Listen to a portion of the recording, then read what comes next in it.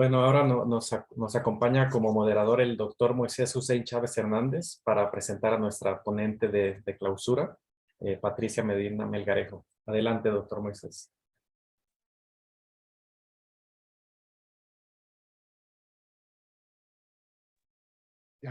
Perdón, es que tenía un problema de acceso.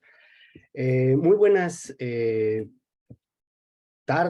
días, perdón, todavía, y buenas tardes en otras latitudes. Pues mi nombre es Moisés Hussein Chávez Hernández, de la Universidad Autónoma de Baja California, y pues muy contento y agradecido con la invitación que tienen en el primer seminario de la red que tuvieron hacia mí los coordinadores del primer seminario de la red internacional de investigación sobre la educación para la justicia social. Para mí es un gran placer acompañarles y acompañarles a todas y a todos ustedes en esta conferencia magistral de clausura y titulada de las ausencias en la formación docente a la potencialidad desde pedagogías otras del sur, como Crono, Corpo, Territorios de Esperanza, una disputa por las justicias epistémico-sociales. Para mí es un gran placer presentarles a la doctora Patricia Medina Melgarejo, que nos acompaña ya está en nuestra sala. La verdad que es un placer ahora escucharla de viva voz. Hemos seguido su trayectoria interesante a lo largo de estos años y ahora tener la fortuna de saludarla y de presentarle, de poder presentar y moderar su mesa, pues es un gran honor. Me voy a permitir brevemente presentar la semblanza, parte de su amplia semblanza en la cual de la cual se ha desarrollado a lo largo de estos años. Moisés, Doctor, bien, perdón, muy breve, así para que nos dé tiempo de claro, ¿no? platicar. Si no, Gracias. el CBU completo nos daría el tiempo de la conferencia, ¿no? No, no, Entonces, no, no, eso lo nada más entiendo breve. yo. Es doctora en pedagogía y en antropología. Su línea actual de trabajo investiga la formación de sujetos sociales desde la acción de las memorias disidentes y su incidencia en las prácticas pedagógicas decolonizadoras en educación y salud en el ámbito intercultural. Sus líneas de investigación en corporalidad, alteridad, subjetivación, memorias políticas de las emociones y sentidos sonoros. También de metodologías decolonizadoras de investigación de la formación docente y profesionales de la educación. Ha hecho investigaciones como retos epistémicos para decolonizar la pedagogía y la investigación, análisis político-epistémico de dispositivos pedagógicos decolonizadores, y entre sus últimas publicaciones son Pedagogías del Sur en Movimiento, Infancias, Voces y Esperanzas ante el confinamiento del COVID-19 en México, La Otra Formación Docente, Rutas Pedagógicas, Formación y Resistencia. Muchísimas gracias, doctora Patricia, por estar en este evento con nosotros. Le cedo la palabra para que nos dé su disertación. Muchas gracias, querido Moisés, un placer conocernos. Agradecer a Martín Plasencia, a Katia Núñez, al Cuerpo Académico de Infancia y Juventud de la UNACH, Cecilia y otros compañeros, esta invitación a la misma red, que bienvenida, es un trabajo urgente, necesario, ¿no? Colocarnos en estos niveles de discusión y realmente el trabajo que han tenido, las discusiones que han planteado, espero que lo que venimos a proponer para el debate, pues precisamente nos lleve a esta situación de las discriminaciones positivas, las acciones afirmativas, las autonomías. Bueno, ¿por qué he partido de esta idea? ¿Verdad? Permítanme, a ver.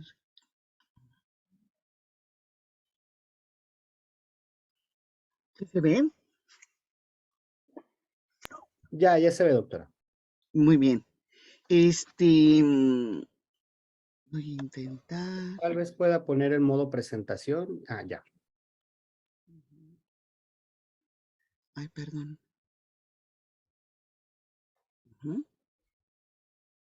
Listo, ya vemos el modo presentación. ujú. ¿Y por qué partir de las ausencias pues porque precisamente en esta incomodidad de estos conceptos o que si se apropian de nuestros conceptos, nos lleva como a decir qué está ocurriendo, desde el propio docente, desde el propio terreno educativo y desde los debates contemporáneos. Entonces, partir de las ausencias nos permite romper con una idea prescriptiva de la justicia social, ¿no? Y recuerden cómo en educación para valores, educación para la democracia, ¿no? Y se convierten en una serie de preceptos, pero preguntarnos qué está ocurriendo, por qué ocurren estos elementos. Entonces les invito a un viaje de ausencias y presencias. Espero cumplir con el tiempo que están planteando.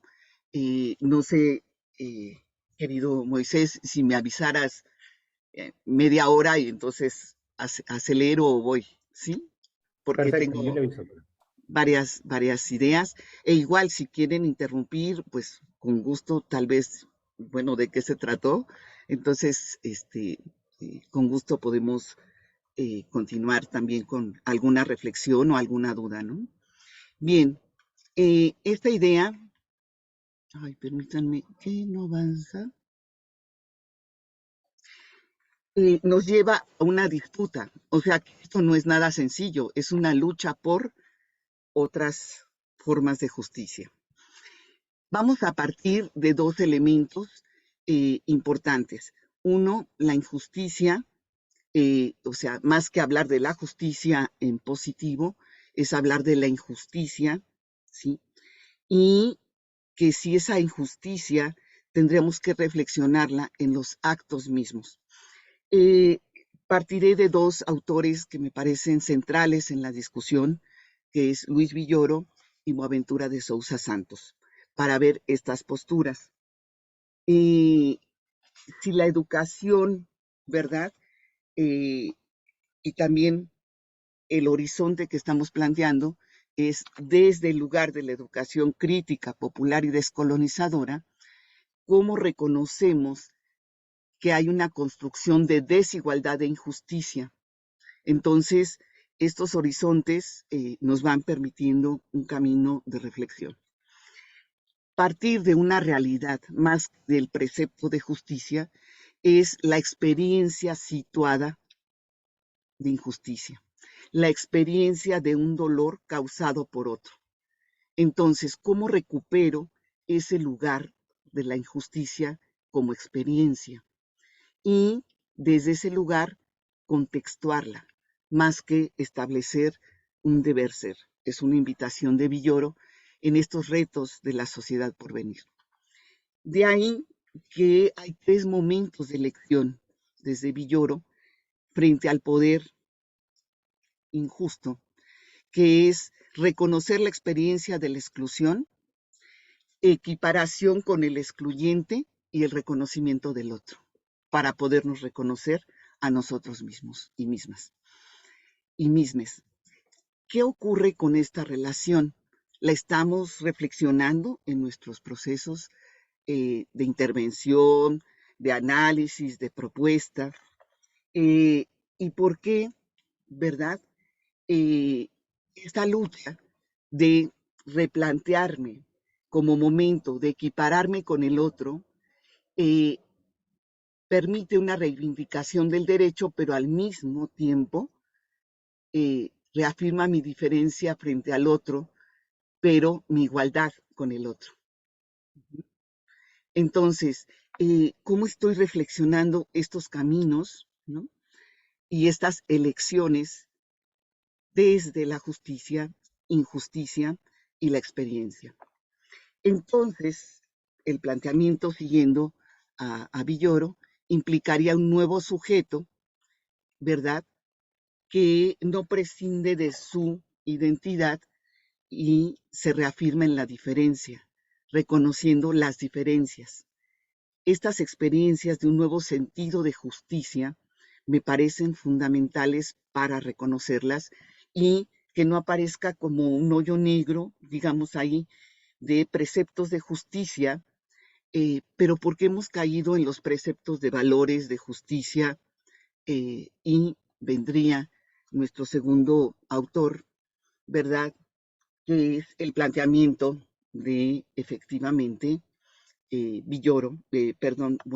Boaventura, donde nos plantea, puede haber otros caminos, otras formas de justicia social, porque es un problema epistémico social, cuando precisamente se llega a esta inclusión excluyente o a estas afirmaciones que van planteando, por ejemplo, Blanca en la otra mesa señalaba, ¿y qué hacemos con la educación eh, para personas con capacidades diferentes? Bueno, es como miro al otro también, planteaba Jennifer. O sea, están dando la discusión en estos términos, pero no estamos viendo el problema de la tensión entre regulación y emancipación. Y Boaventura coloca su discusión precisamente frente a la justicia en esta relación y en esta tensión del pensamiento moderno y los decretos de descolonización y de, pues, también tendríamos que estarlos cuestionando frente a estas ideas, porque solamente caen en preceptos también ideologizados, ¿no? Veamos entonces qué ocurre con la justicia, la idea de justicia social en los paradigmas modernos, ¿no? La primera ruta que se plantea es esta tensión entre justicia, entre regulación y emancipación. De hecho, en la primera ruta, la justicia social es una manera de regular socialmente. Por eso no hay problema de poner discriminación positiva y la incluyo en las relaciones, ¿no? ¿Qué lugar tendría el plantearse la justicia social desde la segunda ruta, que es la emancipación? El problema es que ha llegado a tal nivel la contradicción moderna, donde la regulación va por un camino y la emancipación va por otro. Entonces, no se encuentran como posibilidades. Además, en muchos sentidos, acabamos, ¿verdad? Frente a estas discrepancias, vamos haciendo dicotomías y este sustento de una resignación frente al no cumplimiento de la justicia, ¿no? Prometida por la regulación o prometida por la emancipación. Entonces, necesitamos colocar también una epistemología de la esperanza frente a la desesperanza, frente al silenciamiento, frente a la indeterminación, ¿verdad? Y al consenso que se va estableciendo en estas relaciones. Entonces, vemos una manifestación, vemos la rebeldía y creemos que hay que regularla y damos dosis de justicia social. ¿Cuál justicia social? ¿Podría haber una tercera vía? Es el cuestionamiento que nosotros nos estamos haciendo y pensamos, y por eso emancipar a la emancipación, ¿no? Arrancarla de la regulación y colocarnos en el terreno de los movimientos sociales y desde una construcción de esa idea y ese camino de justicia social desde la experiencia de injusticia, ¿no? Entonces nos lleva a ensanchar los caminos, el presente y ver las opciones que se están dando, no solamente para la regulación, sino precisamente buscar otras muchas voces de injusticia que han experimentado esa injusticia, pero que están reconstituyendo espacios propios desde una idea del buen vivir, ¿no? Por ejemplo. Entonces, ¿qué otros horizontes nos estamos planteando en esa relación? Por eso, vemos estas condiciones de vida estas acciones, ¿no? Y cómo están atravesadas por otras múltiples dimensiones de injusticia. La injusticia colonial, la injusticia desde el patriarcado, la intergeneracional, desde la idea del desarrollo, desde las ideas del racismo, y esta injusticia cognitiva, donde no alcanza a llegar otras formas de conocimiento, otras formas de justicia, otras prácticas sociales en nuestras propias escuelas. De ahí que no podemos ser indolentes ante esta realidad, ¿no? Ante esta configuración, y entonces preguntarnos de qué justicia social hablamos frente a las experiencias de injusticia. ¿Desde la emancipación o desde la regulación? ¿O puede existir otra vía? Entonces, vengo a compartir con ustedes estas preguntas porque creo que son un marco epistémico, político de discusión. Ahora, esto fue en términos del primer momento. El segundo momento, la formación docente. Para nuestros países, incluyendo la parte también no solo de América Latina, sino también en otros países que nos acompañan de otras latitudes, se ha dado efectivamente currículums únicos, reproducción, evaluación y desplazamiento de la docencia y del docente frente a algo que le llamamos capitalismo cognitivo. Entonces, estas ideas de la primera parte, veamos qué ocurre con la formación de los docentes y qué ocurre con el sistema educativo. Estamos desde los años 60 en ciclos de reforma educativa inacabadas. O sea, constantemente se ha estado dando reformas educativas en los continentes, pero ese es un reacomodo de la tercera y cuarta revolución industrial y de las formas de trabajo y del precisamente los proyectos neoliberales de la globalización. Entonces, se están regulando, pero una constante aparece la idea de la inclusión, del reconocimiento de la diferencia, de la interculturalidad, etcétera, etcétera.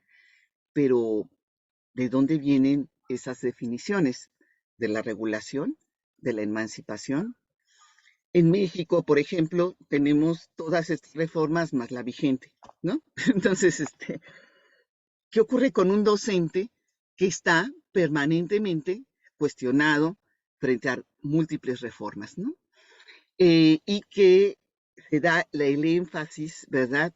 A pesar de que se habla de la calidad y el derecho a la educación, el énfasis es en la evaluación y en la medición de los aprendizajes, ¿no? Entonces, les recomiendo este texto, es muy interesante, de 3 colegas que hacen precisamente un debate en torno a una anatomía de la política de las reformas, ¿no? Y entonces se convierten en reformas administrativas donde el docente, efectivamente, tú planteale justicia social, justicia epistémica, y está respondiendo a ese otro discurso que está ahí jugándose, ¿no? En múltiples relaciones, ¿no? Esto se ha traducido en formas de acreditación, capacitación y en formas de salario hacia el docente. Entonces, no olvidemos eso, porque efectivamente las prácticas hacia los docentes han sido bastante duras y una ruptura de sus relaciones básicas, ¿no? Que hemos llegado a plantear siguiendo a Marco Raúl Mejía, que se ha despedagogizado al trabajo docente. Imagínense que la educación ha perdido la condición de ser pedagógico. Entonces, ¿de qué estamos hablando? ¿No? Mientras una lucha por la justicia social, ¿y en qué dimensiones? Es un trabajo pedagógico. Entonces, ¿de qué educación, de qué formación y de qué condición docente? Este proyecto ha tenido estas 3, 4 últimas décadas un impacto directo en el docente. Conocimiento objetivo, currículum único y mínimo, y cualquiera puede dar las clases, no importa, el docente se le reemplaza. La jerarquización, se verifican los aprendizajes, se establecen medidas de el rendimiento de los alumnos y el salario del docente.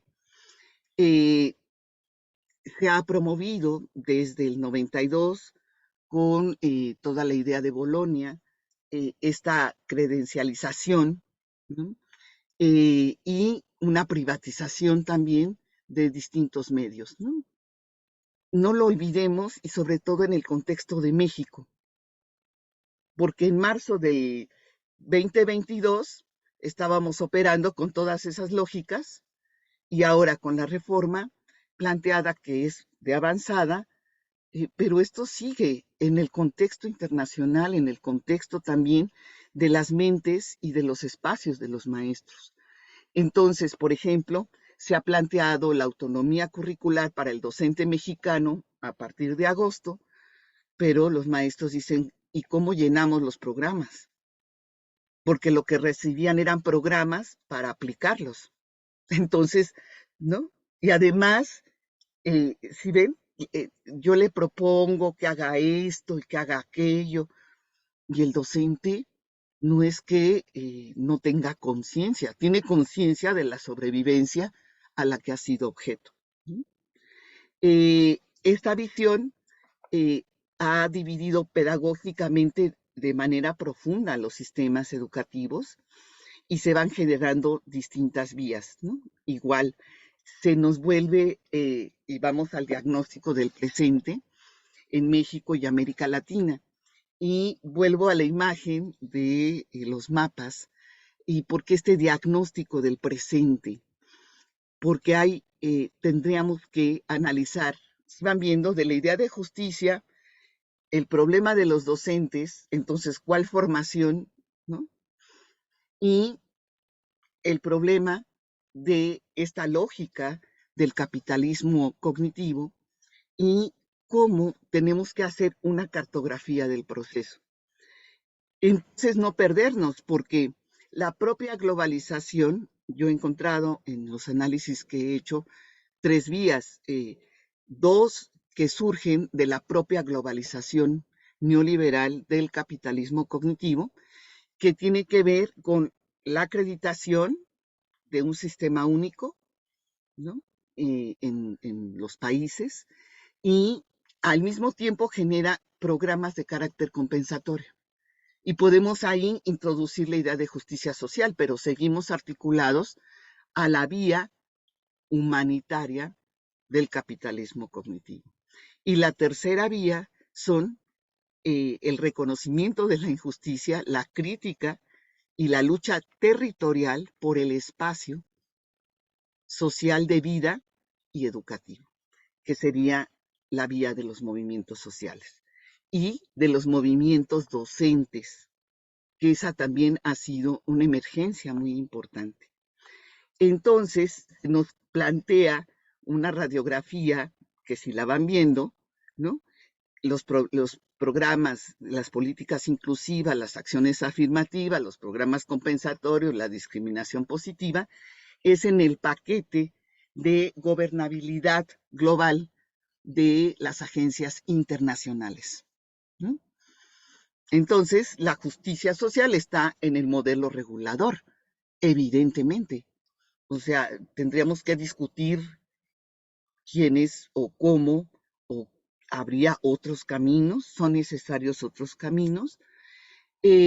Rápidamente, la primera ruta o vía, que es la certificación, ¿no? Recuérdense que estamos en la primera vía, ¿no?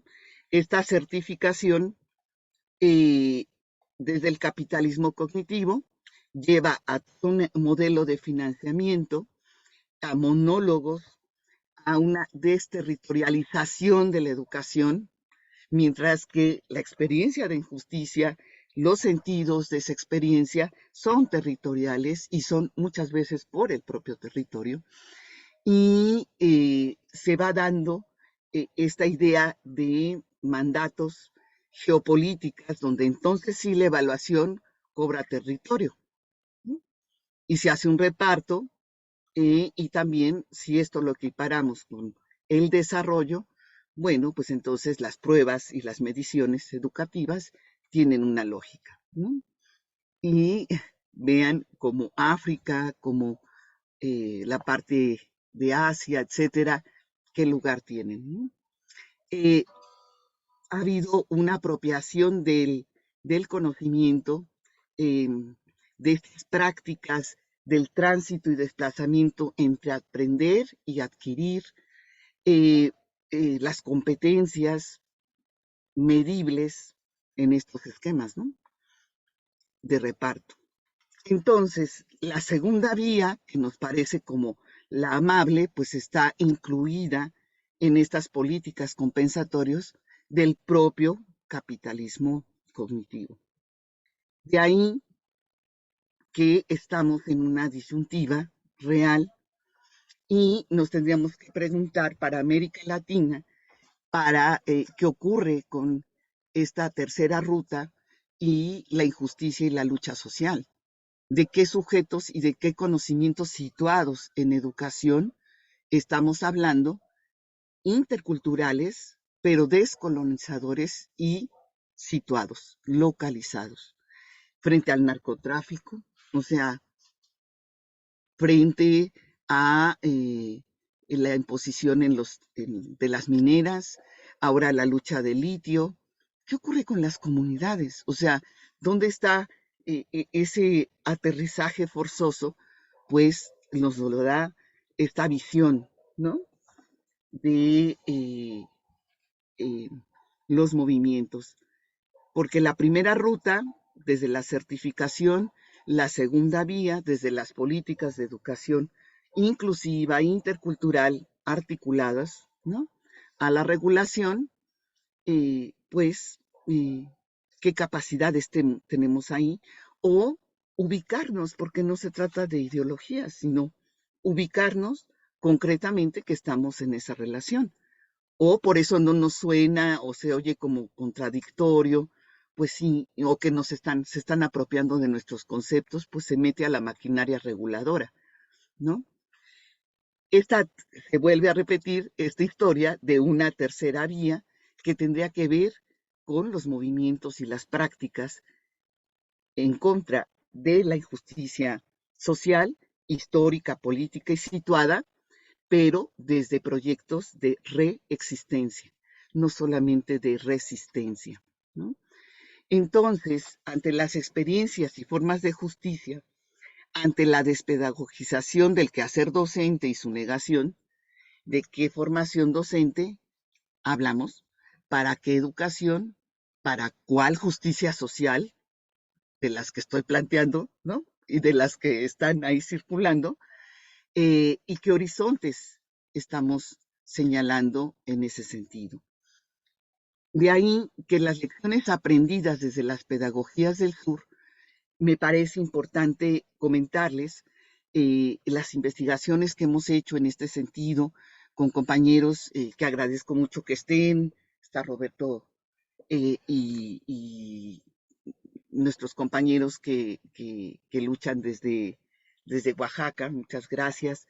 Y cómo estas pedagogías del sur en movimiento van generando otras configuraciones efectivas, ¿verdad?, de relaciones. Está Miguel también, muchísimas gracias. De relaciones que nos permiten, y uno de nuestros compañeros intelectuales muy querido y respetado, que es Jaime Martínez Luna, desde la comunalidad plantea el suelo que pisamos, ¿no? Es comprender ese suelo que pisamos desde una disputa por las justicias sociales y epistémicas. Entonces, ¿qué aprendemos de las pedagogías del sur? ¿Voy bien, Moy? ¿Más o menos? Sí, vamos muy bien, 23 minutos. Perfecto, gracias. Y de los compañeros y compañeras que están, compañeras, ¿alguna pregunta? ¿Vamos bien? Lo dejamos al cierre, las comentarios. Martín, Sí, así es. Preferentemente al final hacemos la discusión. vale, gracias. Bueno, lecciones aprendidas. Y también vamos a ver uno de los preceptos más fuertes que tenemos. Por un lado, eh, nuevos perfiles. Tenemos que hablar de otros perfiles de la formación docente y aprender desde estas relaciones, ¿no?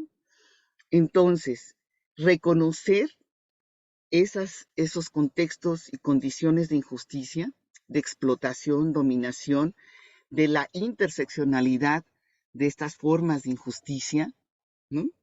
De ahí que no hay jerarquía de ¿no? De las opresiones, o sea, ¿qué ocurre con esas opresiones múltiples? Y cómo propiciar autoafirmación y construcción de subjetividades críticas. Porque si, como miramos y concebimos el mundo, estamos planteando la justicia social y los caminos desde la educación y la formación de docentes, ¿cuál sería esa construcción de subjetividades críticas? ¿No? Y cuáles serían esos saberes práctico-teóricos que vienen desde las diversas resistencias. Por ejemplo, estamos proponiendo dos epistemologías muy interesantes. La epistemología de la solidaridad, o sea, ¿cómo se construye? Porque nos han robado el concepto de solidaridad, pero en las prácticas de solidaridad hay epistemologías de justicia social, de reconfiguración de las prácticas. Más adelante plantearé las epistemologías del río, ¿no? Por ejemplo, este sujeto docente que articula otras prácticas, reconoce los contextos, va generando otras definiciones, otras relaciones y reconoce las injusticias epistémicas, construye opciones para la reexistencia y el buen vivir, en donde necesitamos urgentemente una transformación de paradigmas, porque vemos la injusticia desde un lugar antropocéntrico y no estamos viendo esta injusticia que estamos haciendo frente a las condiciones básicas de existencia y el reconocimiento de los derechos de la madre tierra, ¿no? Entonces, construye mediaciones educativas, trabaja la negociación cultural y no las dicotomías, plantea las formas de resistencia y de reexistencia en su viabilidad escolar, social, en las prácticas de conocimiento. Dialoga evidentemente con otros currículums, pero genera currículums propios, ¿no? Y permite procesos de intraculturalidad y de interculturalidad inversa también. Y eso un poco le quería plantear a Blanca cuando hablaba de la inclusión y de la educación para personas con capacidades diferentes. Lo que nosotros hacemos es una inclusión inversa, ¿no? Y planteamos la experiencia desde el propio actor o actora de esa condición y las epistemes que emergen en ese reconocimiento de la diferencia. Por ejemplo, vamos al mapa, ¿no?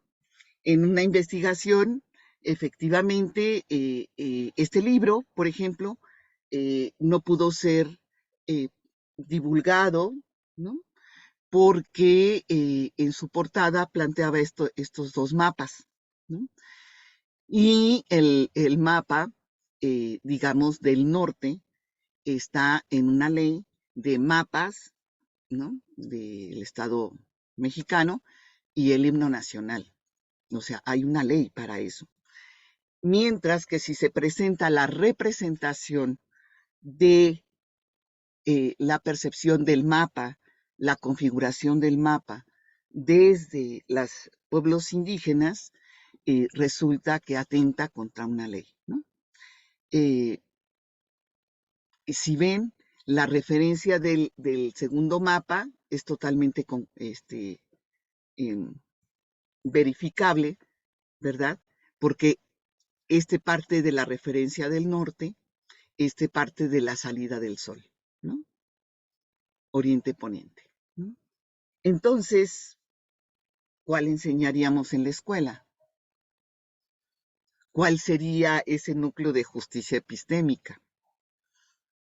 O negamos el primero y le llamamos del norte y solamente el indígena, o precisamente esta parte, la línea divisoria histórica y política, podríamos narrarla, reconstruirla, trabajarla desde otros lugares, desde otras posibilidades.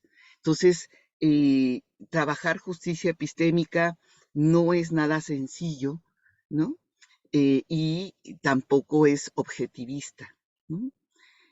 Ya que, ¿verdad? Tendríamos que integrar otros lenguajes. Voy a profundizar un poco más en esta idea de lo epistémico. Exige Doctora, también, ¿sí? doctora, tenemos 30, vamos 30 minutos. Sí, tengo 10 minutitos para cerrar, ¿verdad? Gracias. Ay, perdón, que espero que no los haya aburrido y bueno, aquí vamos. Entonces, ¿cómo configurar formas de elección ético-política? No que llevemos la propuesta a los maestros y a las maestras, sino la propuesta es la construcción de sus propias opciones en ese reconocimiento de sus propios espacios. Digo que estos son aprendizajes de las pedagogías del sur, de los propios movimientos sociales y de su construcción de reexistencia. Entonces, ¿por qué hablar de horizontes del buen vivir? Lo he estado comentando. ¿Por qué hablar del sentipensar desde la madre tierra? Pero ¿cómo hacemos esto? Experiencias no externas que yo le lleve al docente, sino que los docentes en su construcción social de su propia experiencia puedan reconfigurar este sentipensar, ¿no? Nuevos proyectos educativos y pedagógicos, nuevas territorialidades educativas y pedagógicas, y otras concepciones de juventudes e infancias. Si modificáramos esta comprensión de la otredad histórica y política de los sujetos y sujetas, tendríamos una capacidad de otra formación docente. Entonces, que no quede como dijo Piaget y como dijo Vygotsky, sino la comprensión de infancias y juventudes como una práctica concreta, territorial, material, el suelo que pisan esas infancias, esos jóvenes, en el contexto de la formación de los propios docentes.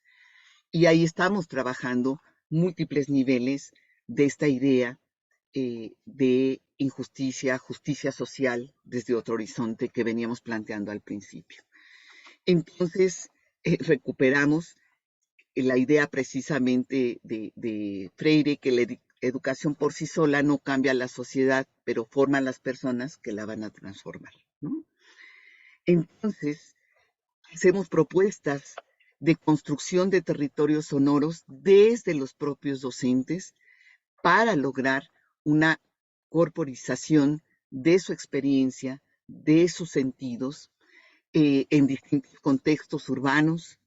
Aquí le dicen a Lupita Barragán, que está súper reconocida en su aportación de una mano de una docente en Oaxaca, y cómo a partir de experiencias formativas concretas, el río no aparece como algo externo, sino atraviesa a su propia corporalidad y su propia expresión territorial, y su docencia se transforma en referentes, ¿no? De construcción. La madre tierra, la pedagogía de la madre tierra en Colombia, que es una experiencia muy interesante, pero cómo vamos transformando las siembras pedagógicas y trasladamos nuestros conceptos de pedagogía a la idea de la siembra, la construcción, el surco, el remover la tierra, el escucharnos.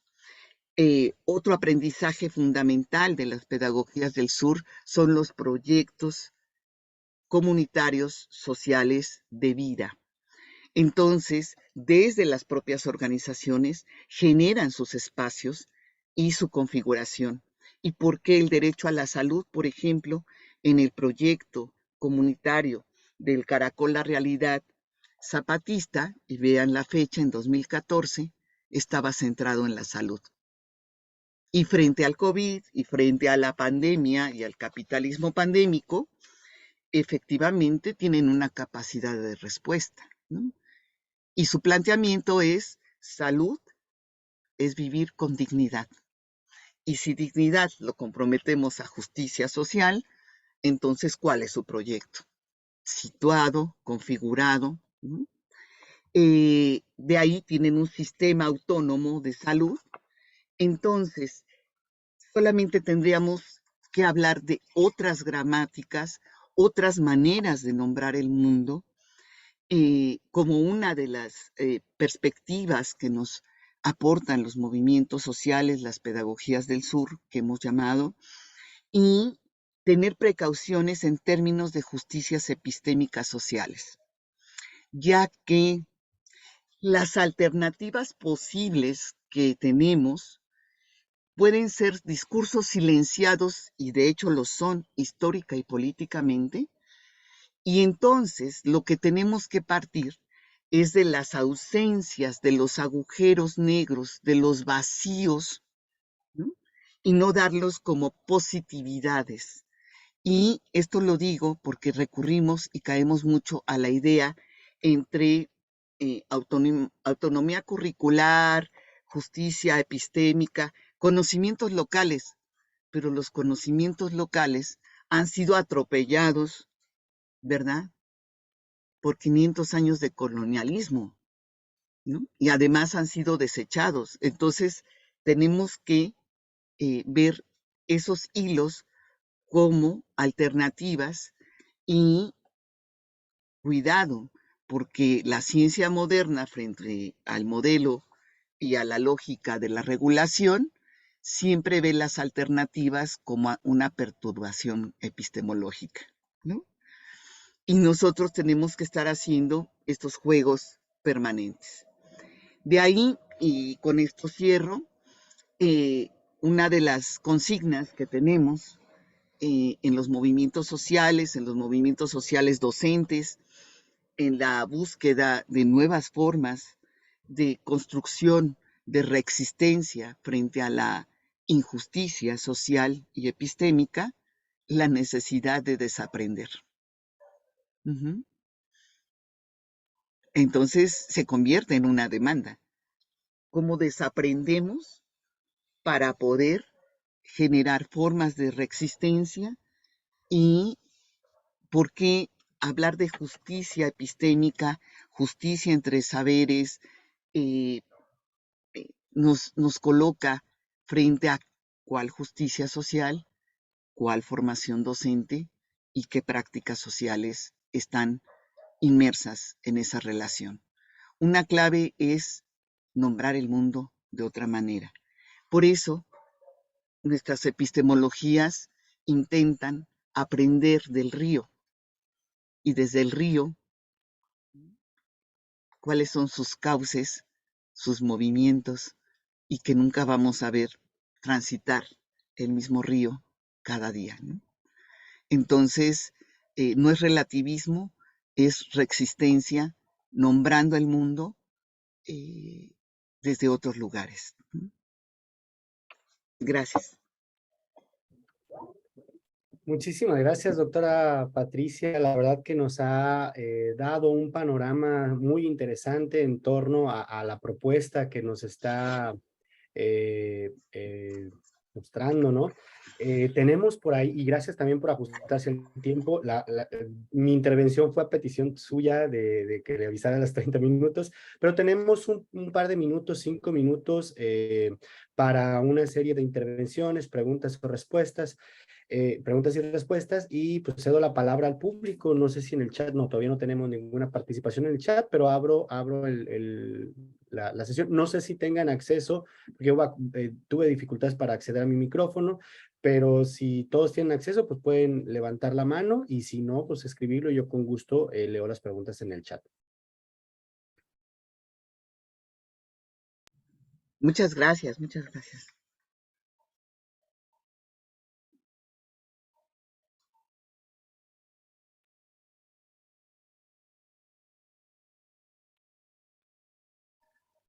Bueno, en lo que se animan los asistentes, yo tengo una pregunta sobre sobre la relación entre este planteamiento que ya es como muy empírico o hacia la empiria, pero dada mi formación como sociólogo, hay una línea de sociología de las emociones que está gestándose de manera satisfactoria y que por ahí hemos estado revisando algunos textos. Me gustaría saber cuál sería la relación entre esta postura de sociología de las emociones ante estas realidades de los maestros, ¿no? Incluso cómo se pone prioritariamente el racionalismo hacia la productividad frente a otros escenarios como la discusión sobre los miedos, ¿no? Con miedo no piensa la gente, ¿no? No solamente con hambre, con miedo tampoco pensamos, con miedo tampoco reflexionamos. Quisiera saber un poco si hubiera relación con su planteamiento o cuáles serían los puntos de diferencia. Ujú. Pues efectivamente, primero que es una lucha por las subjetividades, ¿no? Entonces, ante cualquier propuesta, sí, de justicia social frente al docente, ¿cómo está esa emergencia, ¿no? De su propia subjetividad y cómo ha sido condicionada y configurada? Entonces, un docente que no tiene las condiciones básicas para desarrollar su trabajo, que siempre va a estar cuestionado o culpado en las reformas, ¿no? O sea, por ejemplo, y tú vas y le dices, pues mira, la justicia social, pues ¿cuál? Yo estoy en la sobrevivencia, ¿no? Entonces, es una política de miedo, perder el trabajo, perder el puesto, el lugar, que no se van a la sierra, pues no, o sea, buscan estar en espacios urbanos, efectivamente. Entonces, ¿cuál es el diálogo con el docente desde su propia experiencia de injusticia? Y el miedo y las emociones se hacen cuerpo.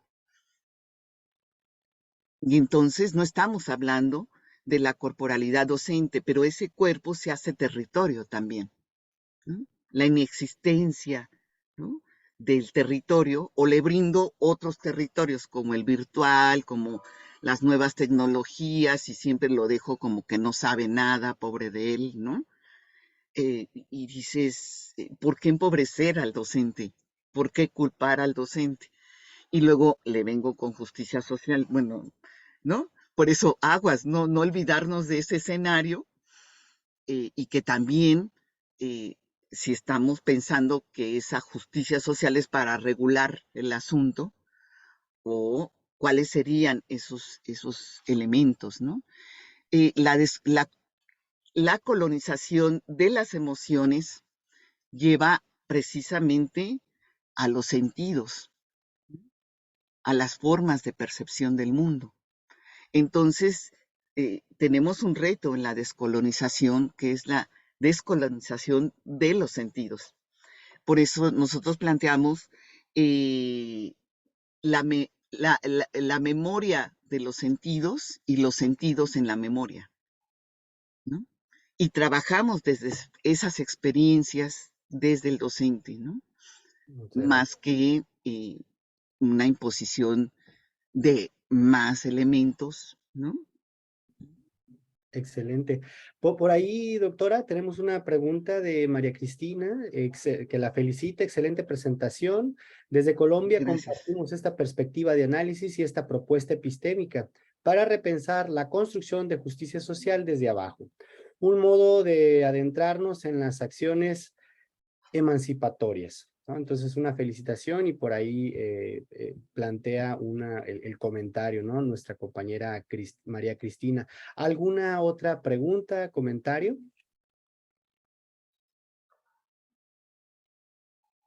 No me asusten que era así para, vamos a discutir, vamos a ver por dónde. No, por aquí tenemos Quizás a yo. Jennifer Ah, Andrea Mendoza con su participación. Adelante. bueno, ay, perdón, la luz, Jenny, tuve que cambiarme de ajá, lugar, me veo iluminada. Eh, qué desde bueno, Colombia, qué bueno que te veas iluminada. pero desde Colombia creo que yo me disfruté mucho escuchar todo esto porque como que venimos en este proceso de cambio, de transitar de manera distinta este mundo que habitamos, la forma en la que nos habitamos, ¿no? Pero Ujú. yo quiero como pedirle pues un favor y es como, ¿cuál sería como un tip, un mini consejo para todos los profes que estamos aquí y que de alguna manera nos vemos todo el tiempo permeados, ¿no? En este sistema que niega nuestra existencia, ¿sí? Que niega nuestra historia, que nos invita a cerrarnos, digamos, a abstraernos de nosotros mismos, ¿no? Abstraernos de esta madre tierra que diariamente nos llena de vida, nos abraza, pero que el sistema y el corre-corre y todo lo que hay que hacer siempre nos abstrae y como que perdón, pero como si fuéramos caballitos, nos pone como la mirada enfocada a cosas que no tienen el valor necesario y que desdibujan lo que somos como maestros, pero también desdibujan a esos otros, a esas otras, a esos otros con los que estamos. ¿Cuál sería como un elemento fundamental que no podemos perder de vista y que si en algún momento vemos que estamos yéndonos para ese lado, como que traerlo a memoria va a ser una buena forma de volver? Ujú. Pues más bien decimos con mis hermanos en Oaxaca, que de veras agradezco mucho que estén, le llamamos compartencias, o sea, que hacemos compartencias como una manera de presencia y de diálogo, ¿no? O sea, entonces una compartencia, ya la comentaba y estamos intentando hacer, de hecho lo estamos construyendo, esta idea que plantea Jaime Martínez Luna, el suelo que pisamos, ¿no? O sea, como un lugar específico, porque precisamente este capitalismo epistémico lo que te lleva es a una idea infinita de futuro, de, ¿no? A una circulación de ideas, mientras el suelo que pisas, bueno, se vende, se alquila, te desplazan, ¿no? El extractivismo epistémico tiene que ver con la pérdida de ese horizonte del suelo que pisamos. Y es el primer momento de la propuesta comunal, ¿no? Entonces, como primera frase, porque también quiénes somos los que pisamos ese suelo, ¿no?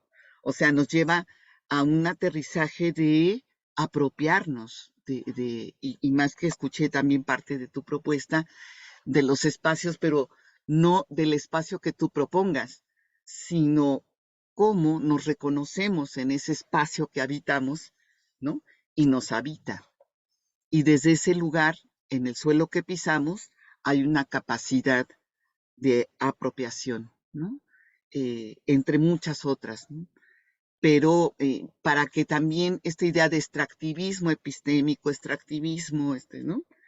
Que trabajamos mucho en las ideas descolonizadoras, pues nosotros somos el primer objeto de ese extractivismo, ¿no?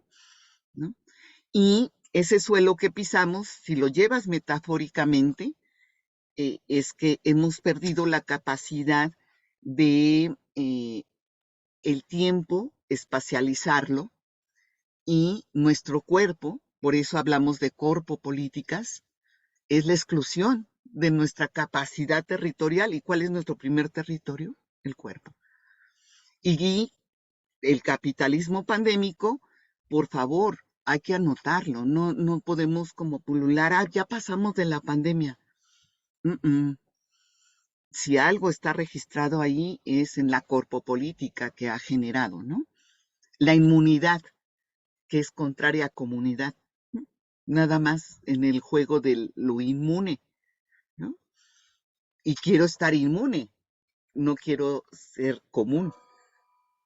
Si van viendo, entonces, y ahí, ¿cuál serían las preguntas entre el tránsito de injusticia a justicia? En esa situación, ¿en qué contexto? ¿En qué configuración? ¿No? Muchas gracias, doctora. Gracias. No sé si nos pueda en el chat también agregar algún contacto para que se sigan formulando las siguientes preguntas a manera personal, pero por ahí no sé si, bueno, tenemos a la compañera María Cristina también que nos pide que si nos puede ampliar sobre la iniciativa de construir cartografías pedagógicas que reconozcan las experiencias otras de justicia social. Uh-huh, uh-huh. Es toda una epistemología de la experiencia, o sea, que va transitando, tenemos que irlo reconfigurando, pero una experiencia reciente, y lo saben mis compañeros Miguel Darío y Roberto, están otros compañeros también, que se trabajó hace poco, el año pasado, en un municipio indígena en Puebla, y cuando se empieza a hacer las cartografías sonoras, se empieza a registrar que no tienen agua, ¿no? Y que el agua está trasladada al municipio de enfrente, que es mestizo, que no es indígena, ¿no? Y entonces a partir de esa cartografía se empieza a radiografiar y qué ocurrió con el agua, por qué nosotros no tenemos agua, ¿no? Siendo que el contexto es de una de las refresqueras más importantes de agua mineral, o sea, y las comunidades indígenas despojadas del agua. Entonces se empieza a hacer una historia de ese despojo, ¿no? También, y también de esa sonoridad perdida, o se llega a decir los sonidos que se captaron en todos estos mapeos, porque se convirtieron ellos en atrapasonidos, ¿no? De su propio contexto, empezó a fluir la idea que lo más bello era el sonido de la lluvia. Entonces, de ahí se empieza a trabajar, ¿no? Ahora, es que es justicia, ¿no? Es qué ocurrió ahí, qué contexto, qué reconfiguración y qué nombres le pueden dar a eso que ocurrió y sigue ocurriendo, ¿no? Espero que más o menos haya sido. Muchas gracias. Seguimos insistiendo, si alguien tuviera, hay preguntas, hay intención de comentar la propuesta, pero por ahí también vamos a tener la referencia de correo electrónico con la doctora. Sin embargo, me permito leer la última pregunta que vamos a desarrollar de Diego Mauricio Torres. Muy interesante, gracias. En el marco conceptual de las epistemologías del sur, ¿por qué no hacer uso del término de injusticia cognitiva en las pedagogías del sur y proponer justicia, injusticia epistémico-social? Si se trata de ciertas ventajas, ¿cuáles serían? ¿Quién lo hizo para que me lo comente? Es que no le entendí. Diego Mauricio Torres, no sé si Diego, pueda abrir su micrófono. sí, por favor, Diego, perdón, después de la exposición quedé medio sonsa. A ver. ¿Qué tal? Buenas tardes ya acá en México, ¿no? También. Hola, Diego. Ubico esta exposición que nos hace muy ligada a ciertas propuestas, ciertos conceptos de las epistemologías del sur y pues la obra particularmente de Boaventura de Sousa Santos. Y cuando nos habla de ciertos aspectos similares a los que nos ha presentado, pues habla de injusticia cognitiva, ¿no? En ese sentido, quisiera saber por qué usted no ha hecho uso de este término y lo que he escuchado más bien es esta justicia o injusticia epistémico-social. eh, ¿Por qué hacer este uso y no el uso de injusticia cognitiva? Y si se trata de ciertas ventajas del término que usted usa, pues ¿cuáles serían? Ujú. No sé. Fíjate que, gracias, Diego. Eh, Realmente es como trascender, pon tú, la moda académica, que ese es otro de los graves problemas, ¿no? De la regulación, ¿no? Entonces ahí vamos y ya está regulado, ¿no? ¿No? Entonces, sí me vas entendiendo, Diego. Entonces, era también el diálogo con los compañeros y por qué el tránsito a lo cognitivo, ¿no? Aquí fue a lo epistémico para mirar ese suelo que pisamos, las articulaciones, pero la injusticia cognitiva, por ejemplo, está en estas ausencias del final que planteé, ¿no? Que no es el conocimiento local y ya lleno de la feria, no sé qué, y ¿no? Los antojitos y alimentos del lugar, y ya es local, y ya hay justicia epistémica, no. Es que ha sido una injusticia cognitiva y nosotros mismos tenemos esas graves ausencias. Yo que trabajo herbolarias, por ejemplo, y les comento que hago las prácticas, no acabo como, ¿no? Sino digo, híjole, ¿qué es lo que no entendí? Porque entre la planta y poner la infusión, ¿no? Hacer la aromática, Yene, ¿no? Como dicen en Colombia, eh, está el consumo, pero no hay un proceso cognitivo del asunto y solamente hay un hueco, ¿no? Entonces, también tenemos que investigar en esos términos y transformar, por eso el desaprender es cognitivo, ¿no? Y nosotros también somos objeto. Les doy un ejemplo como muy concreto y tal vez para Blanca Astorga, que planteó la cuestión de educación y capacidades diferentes. Tenemos aprobado por ley de derechos lingüísticos que se tiene que enseñar y los niños y niñas en las escuelas públicas tienen que aprender la lengua indígena local, ¿no? Díganme cuántas escuelas están enseñando la lengua indígena local. Y ya está aprobada la ley. Entonces, cuando decimos, Blanca, invertir, ¿no? Transgredir e invertir el asunto es no caer en el discurso, miren la injusticia con las lenguas indígenas, ¿no? Usted que es hablante de español y por lo general monolingüe en español, ¿no? Y que nunca logra aprender bien inglés ni otro idioma, por lo mismo, ¿no? Resulta que están agrediendo sus derechos, porque usted tiene derecho a comprender la diversidad lingüística y a aprender diversas lenguas, ¿no? O sea, no caemos en, ay, miren, ¿no? Sino al otro que se cree mayoría y que no necesita la lengua indígena, decirle que se está atentando contra sus derechos, porque los derechos lingüísticos es de todos, ¿no? Sí, sí se va entendiendo, o sea, vamos invirtiendo la relación para ver, ¿no? Epistémica y cognitivamente cómo transgredimos el proceso, ¿no? Más o menos, o sea, se va entendiendo la propuesta.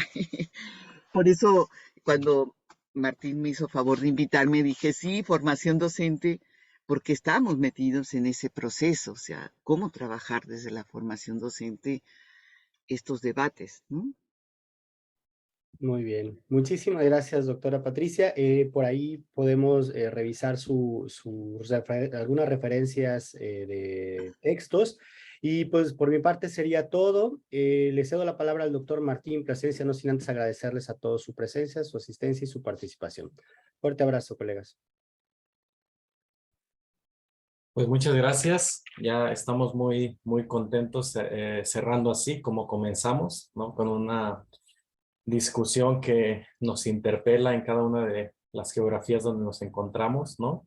Pensando así, pues, desde conceptos como diversidad, otredad, saberes, participación, en fin, hay muchos elementos, muchos conceptos. Por ejemplo, ahora el de epistemología solidaria que comentas, Patti, y varios que nos pueden ayudar a seguir reflexionando. Este mismo de la transición de un concepto como justicia cognitiva a injusticias de otro tipo, ¿no? Como lo que preguntaba Diego, injusticia epistémica o injusticia social, digamos.